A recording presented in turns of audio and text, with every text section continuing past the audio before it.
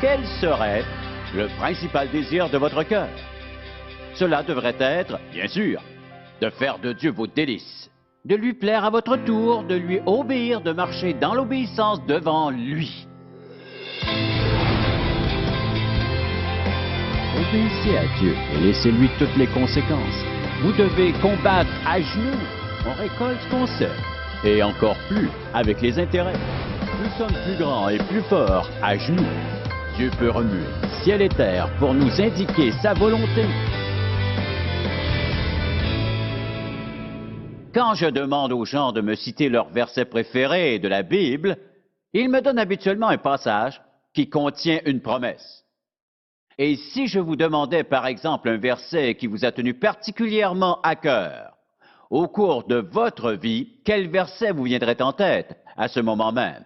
Par exemple, vous pourriez me répondre dans Philippiens 4, 19, « Et mon Dieu pourvoira tous vos besoins selon sa richesse avec gloire en Jésus-Christ. » Ou Hébreux 13, « Dieu ne me délaissera pas et ne m'abandonnera pas. » Ou 1 Jean 1, 9, « Dieu est fidèle pour me pardonner mes péchés. » Ou alors un des évangiles, dans Matthieu par exemple, « Dieu répondra à nos prières. » Ou dans le livre des Proverbes, au chapitre 3, « Tu marcheras avec assurance dans ton chemin. » Ou dans Josué, où Dieu nous fera réussir tout ce que nous entreprendrons. D'un bout à l'autre des Écritures, nous pouvons relever plusieurs promesses dans la parole de Dieu. Mais une des choses que nous oublions souvent est que toutes ces promesses viennent sous condition, c'est-à-dire qu'elles ne sont pas données à tous. On ne peut pas juste les réclamer. Prendre un verset des Écritures hors contexte, par exemple, lorsque Dieu nous promet que si nous venons à lui et que nous le prions en accord avec sa volonté, qu'il nous écoutera. Et s'il nous écoute, nous savons que nous obtiendrons une réponse de sa part. Mais trop souvent, une personne tire un verset des Écritures hors de son contexte. Une des plus sensationnelles promesses de Dieu dans la Bible se trouve dans le 37e psaume. Ouvrons donc nos Bibles à cet endroit et lisons ce qui est écrit, car si je vous demandais quel est le désir de votre cœur maintenant, si un désir dominait tous les autres, quel serait-il? Ou si je vous demandais quels sont les désirs de votre cœur, en toute sincérité, à laquelle de vos demandes voulez-vous que Dieu réponde? Que souhaitez-vous qu'il vous donne le plus en ce moment? Fort probablement, vous avez toute une liste. Mais je vous demande, quel est le désir dans votre vie qui domine sur tous les autres? Vous devriez peut-être vous arrêter pour y penser. Jetons donc un coup d'œil sur ce 37e psaume et notez qu'à 3 reprises, Dieu nous défend de faire une chose, parce qu'elle nous indique que quelque chose ne va pas. Allons-y. Ne t'irrite pas contre les méchants. N'envie pas ceux qui font le mal, car ils sont fauchés aussi vite que l'herbe et ils se flétrissent comme le gazon vert. Confie-toi à l'Éternel et pratique le bien, aie le pays pour demeure et la fidélité pour pâture. Fais de l'Éternel tes délices, et il te donnera ce que ton cœur désire. Remets ton sort au Seigneur, mets en lui ta confiance et il agira. Il fera paraître ta justice comme la lumière et ton droit comme le soleil à son midi. Garde le silence devant l'Éternel et espère en lui. Ne t'irrite pas contre celui qui réussit dans ses voies, contre l'homme qui vient à bout de ses mauvais desseins. Laisse la colère, abandonne la fureur. Ne t'irrite pas, ce serait mal faire.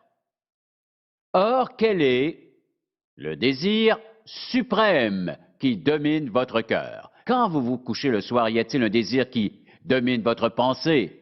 Et quand vous vous réveillez, est-il encore là? Reste-t-il dans votre tête durant toute la journée? Est-ce quelque chose que vous voulez accomplir, réussir ou que vous voulez posséder? Ou est-ce un désir si intime que vous ne voulez le dire à personne? Ou encore un désir dont vous parlez à Dieu à chaque fois que vous le priez, avec insistance? Dieu, je t'en supplie.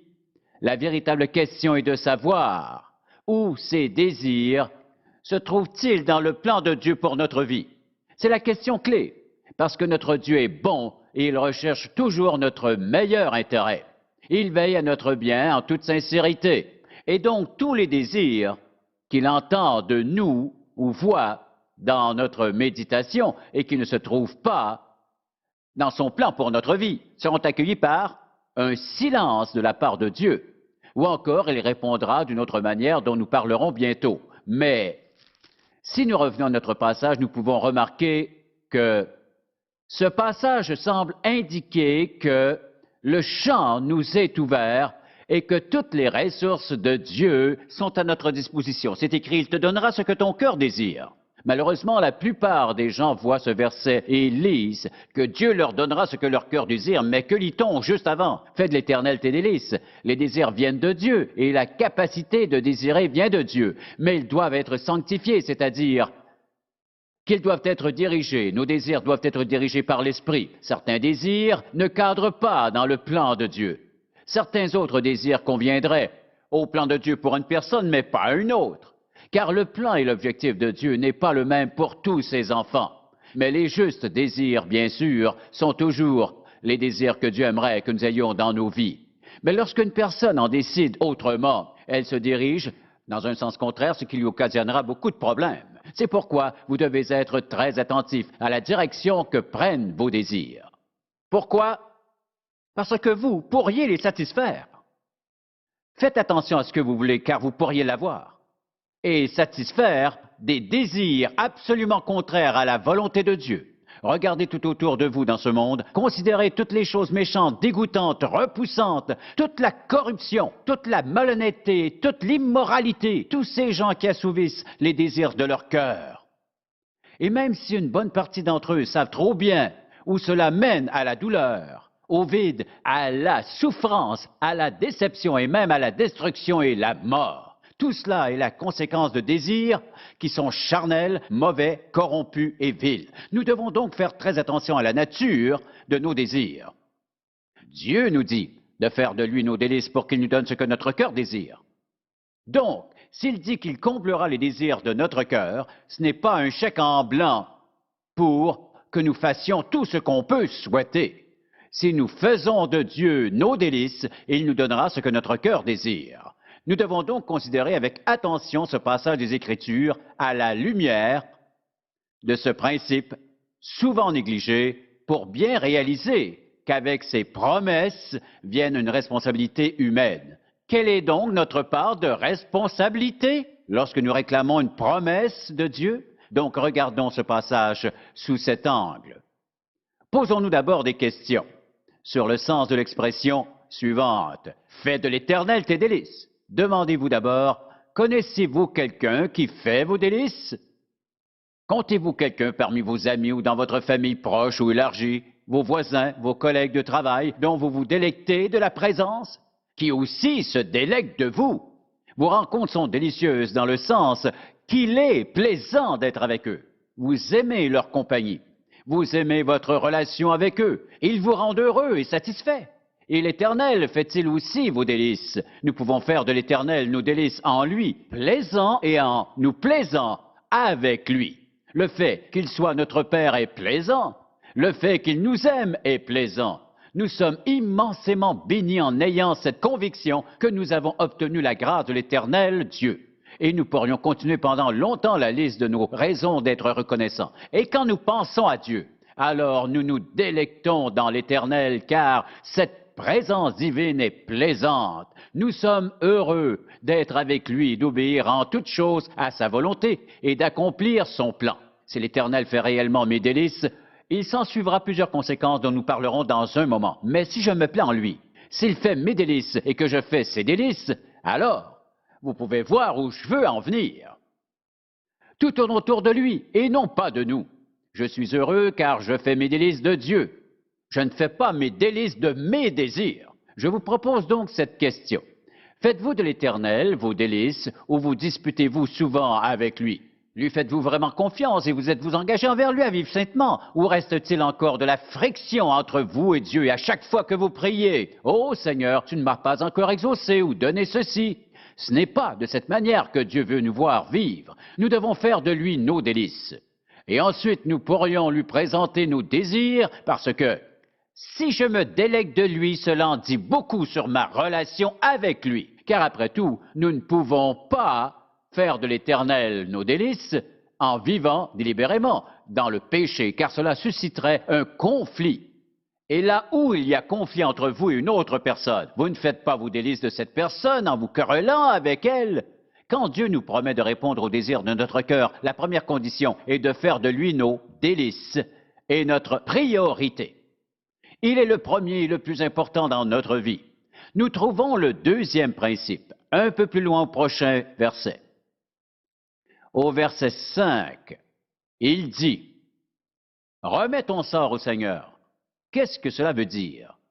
Simplement que je suis prêt à remettre mes désirs entre ses mains, car je désire avant tout plaire à Dieu et me plaire en lui. Ce sont là les désirs de mon cœur.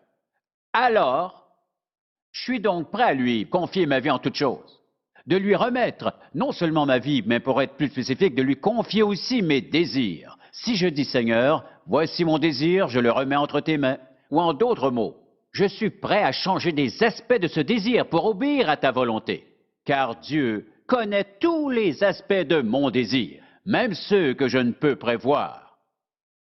Certains de ces aspects pourraient s'avérer contraires à sa volonté pour ma vie, mais en lui confiant le désir de mon cœur, je laisse Dieu libre de le changer. Si quelque chose dans ce désir lui déplaît, il peut alors l'altérer pour le rendre conforme à sa volonté en soustrayant tout ce qu'il veut. Je lui laisse carte blanche pour modifier mon désir comme il lui semble bon. Et si j'aime vraiment Dieu et que je m'en remets réellement à lui, je n'éprouverai aucune difficulté à lui confier ma vie. Remets ton sort au Seigneur. À quoi le mot sort fait-il référence? Simplement à tout.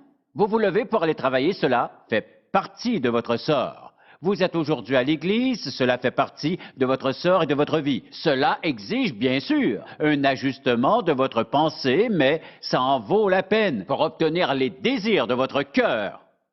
Et je sais que vous avez beaucoup de questions. Supposons par exemple que j'ai un mauvais désir, j'y reviendrai bientôt. Pour obtenir les désirs de votre cœur, il faut concentrer toute votre attention sur Dieu, faire de lui vos délices, car sa volonté et son désir est que ses enfants remettent leurs désirs entre ses mains pour qu'ils puissent les examiner et ensuite décider si c'est vraiment la meilleure chose pour nous. Il nous arrive souvent d'avoir nos requêtes, nos désirs, et nous lui disons « je veux tout ça ». Nous prenons un paquet pour le mettre dans une boîte, nous plaçons un ruban, nous disons « je veux ça ». Mais Dieu développe cet ensemble pour l'examiner, pour décider si toutes ces parties sont vraiment bonnes pour nous. Parce qu'en vérité, nous ne le savons pas nous-mêmes. Et même quand nous réfléchissons et que nous prions pour une requête, nous ne pouvons pas en saisir toutes les informations et implications. Il est insensé d'avoir des désirs et de les soumettre en disant « Seigneur, je veux avoir tout cela et tout de suite, car vous découvrirez souvent ce détail. Plus fort est notre désir, plus court est le temps que nous lui laissons pour y répondre. Quand le désir est fort, comment le présenterons-nous? Seigneur, ça presse vite, je ne pourrai pas attendre bien longtemps, mais qu'est-ce que tu attends pour me répondre? Vous ne lui dites jamais cela, qu'est-ce que tu attends? Mais lui reste silencieux et vous pensez, Dieu ne me répond pas, il ne m'écoute pas quand je lui parle. Oui, il écoute, il a sa propre idée en tête, il veut vous protéger de vous-même. Si Dieu vous donnait tout ce que vous voulez très souvent, cela vous détruirait, car comment les gens se détruisent-ils? Cela commence toujours avec un désir. Je me rappelle encore ma mère m'enseignait lorsque j'étais jeune, elle disait, « Rappelle-toi, Charles, que là où ta pensée va, tes pieds voudront la suivre. Fais donc attention à ce que tu penses. » J'ai eu beaucoup de temps pour y réfléchir. Là où ma pensée va, le reste de moi désirera la suivre. Par contre, quel que soit mon désir, si je suis prêt à le remettre à Dieu, entre ses mains le prier, Seigneur, j'ai cette soif dans mon cœur. Tu connais déjà ce grand désir. Mais Seigneur, j'attendrai ta réponse à cette requête, quelle qu'en soit la nature. Si je n'ai pas cet esprit, je serai irrité. Dieu, tu ne réponds pas. Qu'est-ce que tu attends? J'ai hâte de recevoir ma réponse. Donc, faites de lui vos délices et écoutez ce qu'il a à dire. Remets ton sort au Seigneur, mets ta confiance en lui. Que nous promet-il alors? Et il agira. Faites-lui confiance, il agira. Car entre vous et moi, vous ne remettrez rien entre ses mains si vous ne lui faites pas confiance. C'est parce que nous manquons de confiance en Dieu que nous ne voulons pas nous en remettre à lui. N'est-il pas insensé de croire que le Dieu qui a dit, et il le rend si merveilleusement par la bouche de Paul, dans le 8e chapitre de l'Épître aux Romains au verset 32. Au chapitre 8 et verset 32, lui qui n'a pas épargné son propre Fils, mais qui l'a livré pour nous tous, afin qu'il meure sur la croix, comment ne nous donnera-t-il pas aussi, notez bien aussi, toutes choses avec lui? Cela veut-il dire qu'il nous donnera tout ce qu'on veut? Non. Mais nous devons bien saisir ce point. S'il nous a donné Jésus-Christ, son Fils unique, afin de sauver les sinistres pécheurs que nous étions, s'il était prêt à le faire, n'est-il pas capable de nous donner aussi toutes choses qui cadrent dans sa volonté pour notre vie? Certainement. Il est un Dieu de grâce, de bonté, de sagesse et de générosité. Il veut nous donner de bonnes choses, mais prenons donc la responsabilité de le laisser vérifier nos désirs pour voir s'il cadre dans son plan et son but pour notre vie. Au contraire, si je ne le fais pas, alors j'entre en conflit avec Dieu. Je n'aime pas ce qu'il pense ou le temps qu'il prend pour me répondre. Mais rappelez-vous que Dieu veut nous protéger de nos mauvaises décisions et vous découvrirez sans doute ceci si ce n'est pas déjà fait. Nous avons parfois certains désirs au cours de notre vie. Mais quand nous sommes vraiment branchés sur Dieu et que nous sommes ouverts à sa volonté, nous finissons par admettre, c'est vrai Seigneur, ce n'est pas ce que je veux. Parce qu'en réalité, Dieu sait, notre Père céleste connaît la vraie nature de nos désirs et beaucoup mieux que nous. D'abord à cause de son omniscience. Ce Dieu omniscient connaît tout de nos circonstances, de nos habiletés, de nos talents, de nos dons, de notre corps. Il connaît tout ce qu'il y a à savoir de nous et il connaît nos vrais désirs. Malheureusement, nos désirs sont obscurcis par le monde, ou par des pensées qui sont immorales, ou par des pensées qui sont erronées. On pense savoir ce qu'on veut. On dit à Dieu ce que je veux, mais Dieu n'exauce pas parce qu'il sait ce n'est pas vraiment ce qu'on veut. Or, si Dieu nous disait, et si nous savions comment cela affecterait notre vie, nous n'en voudrions pas. Mais je dois être prêt à m'en remettre à Dieu et lui faire confiance, parce que sa réponse sera la meilleure réponse possible. Remarquez le prochain mot-clé. D'abord le contexte. Remets ton sort au Seigneur, mets en lui ta confiance. Il fera paraître ta justice comme la lumière et ton droit comme le soleil à son midi. Qu'est-ce que ça veut dire? Quand vous décidez de vous confier en lui, votre décision personnelle de lui faire confiance paraîtra au grand jour. Votre témoignage deviendra public et paraîtra en pleine lumière du midi. Et notez ce qui suit, garde le silence devant l'Éternel. Qu'est-ce que ça peut bien vouloir dire? Que si je fais confiance à Dieu, que je m'en remets à lui, alors je ne serai pas irrité. Et d'autres versions traduisent « sois calme devant Dieu ». On ne peut pas être calme et murmurer tout le temps. J'ai longtemps prié là-dessus, mais Dieu ne semble pas vouloir répondre à ma prière. Je ne sais pas quand le Seigneur répondra, je ne sais pas quoi faire. Ça fait pourtant longtemps que je prie. J'enseigne l'école du dimanche ou je suis pasteur ou je fais tout cela pour servir le Seigneur. Je donne ma dîme à tous les dimanches. Pourquoi ne répond-il pas? Ce n'est pas ça, garder le silence. C'est plutôt une façon de murmurer contre Dieu. C'est pourquoi il nous dit de ne pas nous irriter. Si je m'irrite, et j'ai appris cela de ma propre expérience, que si je suis irrité, quelle que soit la situation, ce passage m'en révèle la véritable raison. Je n'ai pas remis mon sort au Seigneur, je ne lui fais pas confiance, donc je suis irrité. Comment faire confiance et s'irriter en même temps? Cela ne va pas ensemble, ou bien je m'irriterai, ou bien je ferai confiance à Dieu. La confiance est-elle toujours facile? Non.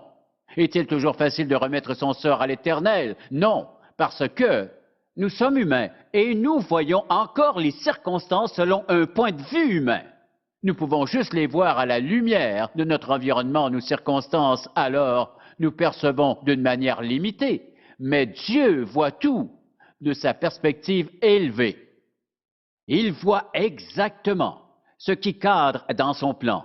Il choisit le moment parfait pour exaucer notre désir en son temps. Faites de lui vos délices. Mettez en lui votre confiance et remettez-lui votre sort. Mettez tout entre ses mains. Laissez-lui tout. Ne vous irritez pas de votre situation, car c'est inutile et malsain. Je demande parfois aux gens, faites-vous confiance à Dieu? Oh, oui. Pourquoi avez-vous pris cette décision? Ben, parce que vous ne lui faites pas confiance. Garde le silence devant l'Éternel et ensuite, dans notre passage, la partie difficile. Qu'est-il écrit ensuite au verset 7? Espère en lui, espère en l'Éternel. Ne t'irrite pas contre celui qui réussit dans ses voies, contre l'homme qui vient à bout de ses mauvais desseins. Oui, mais regarde ce qu'il a et puis moi je ne l'ai pas. Dieu dit non. Espère en lui. Et c'est probablement une des leçons les plus difficiles à apprendre pour nous. Car ceux qui espèrent en Dieu renouvellent leur force. Pourquoi renouvellent-ils leur force? Parce que la force et la confiance vont de pair. Fortifie-toi et prends courage. Confie-toi et espère en l'Éternel, car parfois cela prend de la discipline pour obéir et espérer en Dieu lorsqu'on souffre. Et à chaque fois que Dieu nous dit d'espérer, il le fait pour notre protection. Ne faites rien à ce point. Car pour une ou plusieurs raisons, il arrive que votre désir est le désir de Dieu, que vous désirez exactement ce qu'il veut. Mais le moment n'est pas encore venu. Peut-être qu'une autre personne doit apprendre quelque chose avant que Dieu exauce ce désir. Car votre minutage et celui de Dieu ne sont peut-être pas les mêmes, parce qu'il doit peut-être modifier certaines circonstances ou certaines personnes afin que son plan pour votre vie puisse s'accomplir. Donc Dieu attend. Or, dans la vie chrétienne, il est intéressant de voir comment Dieu travaille pour faire concourir toutes choses à notre bien. Espérer est un des principes clés de la Bible, et quand il nous demande d'espérer, d'attendre, de lui faire confiance, il le fait dans notre intérêt. Il veut pourvoir à nos besoins. Et ce Dieu Tout-Puissant, qui est fidèle, qui ne pourra jamais nous mentir, qui ne souffre d'aucune limitation, nous a fait une promesse. Il a promis de pourvoir à nos besoins. Il a promis de réjouir nos cœurs. Il a promis de nous bénir. Il a promis les meilleures choses, car il peut le faire et il le fera. Mais seulement si son enfant désire espérer en lui, lui faire confiance et remettre son sort entre ses mains, car tout tourne autour de lui et non de nous. C'est là notre point de départ. Fais de l'Éternel tes délices, et il te donnera ce que ton cœur désire, car si je me délecte en Dieu, je lui obéirai. Si je me délecte en lui, je lui ferai confiance. J'espérerai, je m'en remettrai à lui. Je serai prêt à attendre patiemment son temps. Je sais que Dieu tiendra certainement ses promesses. À quoi bon m'irriter de ma situation? Rappelez-vous le message de Romains 8, 28. Toute chose, cela inclut bien sûr nos erreurs. Toute chose concourt au bien de ceux qui aiment Dieu et qui sont appelés selon son dessein. Dieu prend même nos erreurs. Il les change. Elles deviennent des réponses à nos prières, des bénédictions dans nos vies. Que peut-on demander de plus en devenant un disciple de Jésus? Quels sont les désirs de notre cœur? Dieu y répondra. Pensez à tous les désirs de votre cœur pendant toute votre vie et Dieu dit, sous cette seule condition, fais de moi tes délices et regarde-moi agir. Oh, si seulement j'osais, comment j'aimerais avoir tout le temps de vous dire, vous ouvrir mon cœur et ma pensée pour vous montrer comment Dieu a agi des multitudes de fois dans ma propre vie. Il prend les situations les plus difficiles et il les transforme lorsque nous voulons lui obéir. Dieu veut nous donner ce qu'il y a de meilleur. Mais la question se pose, le désirez-vous ou voulez-vous faire à votre tête? Et je suis chrétien depuis assez longtemps pour savoir que rien ne vaut le meilleur de Dieu pour nous. Père, comme nous te sommes reconnaissants car tu nous aimes tellement. Tu n'as pas dit, lave-toi et je t'aimerai, redresse-toi et je t'aimerai, tu nous aimes et c'est tout. Je prie que ton Saint-Esprit fasse pénétrer ce message dans le cœur de tous ceux qui l'écoutent, car toi, l'Éternel Dieu, tu sais que nous avons des désirs à chaque jour de notre vie. Sanctifie-les, qu'ils deviennent tes désirs, Transforme-les comme tu le veux pour que nous puissions dire le désir de mon cœur et le désir du cœur de Dieu pour moi. Nous te prions au nom de Jésus. Amen. Sachez bien ceci, si vous lui obéissez, pour le reste de votre vie, Dieu vous bénira grandement. C'est tellement simple. Et c'est là l'ultime, crucial test. Suis-je prêt à faire confiance à ce Dieu que je ne peux pas voir pour qu'il dirige ma vie sur cette terre, dans toutes les circonstances de ma vie? Si vous pouvez répondre oui, à cela vous possédez la clé de la vie à son meilleur. Amen. Mais si vous dites, je ne suis même pas chrétien, en quoi cela me concerne-t-il? Cela ne vous concerne aucunement. Car voyez-vous, cette vie chrétienne commence lorsque vous reconnaissez que vous êtes pécheur, que vos péchés vous ont séparé de Dieu, et que cette brisure peut seulement être réparée lorsque vous êtes prêt à reconnaître la mort de Jésus-Christ comme seul paiement pour vos péchés, et en l'acceptant comme sauveur, en remettant votre vie entre ses mains. Alors, il commencera son œuvre dans votre vie. Mais d'ici là, vous perdez votre temps. Ça ne marchera pas. Vous dites que vous priez Dieu. Avez-vous reçu Jésus comme sauveur? Non, ça ne marchera pas. Dieu ne répond pas à vos prières parce que vous ne pouvez pas vous approcher de lui. Vous parlez dans le vide. Jésus a dit, je suis le chemin, la vérité et la vie. Nul ne vient au Père que par moi. Et beaucoup de gens passent beaucoup de temps dans la prière. Ils prient toutes sortes de dieux sans vraiment les connaître. Mais si vous voulez le genre de vie dont nous parlons, c'est Jésus-Christ, c'est lui seul qui peut vous la donner. Je connais des gens qui détestent m'entendre parler de la sorte. Ils me jugent étroit d'esprit. Et au fond, c'est tout à fait vrai. Pour la simple raison que Dieu a rendu étroit le chemin qui mène vers lui pour que nous sachions qui est le vrai Dieu. Je vous implore de prendre la sage décision d'accepter Christ comme votre sauveur. Pour obtenir plus d'informations sur les ministères en contact ou pour savoir comment entretenir une relation personnelle avec Jésus-Christ, composez notre numéro de téléphone ou écrivez-nous en utilisant l'adresse sur votre écran. En contact avec Charles Stanley a été réalisé par la grâce de Dieu et la fidélité de nos partenaires de ministère à travers le monde.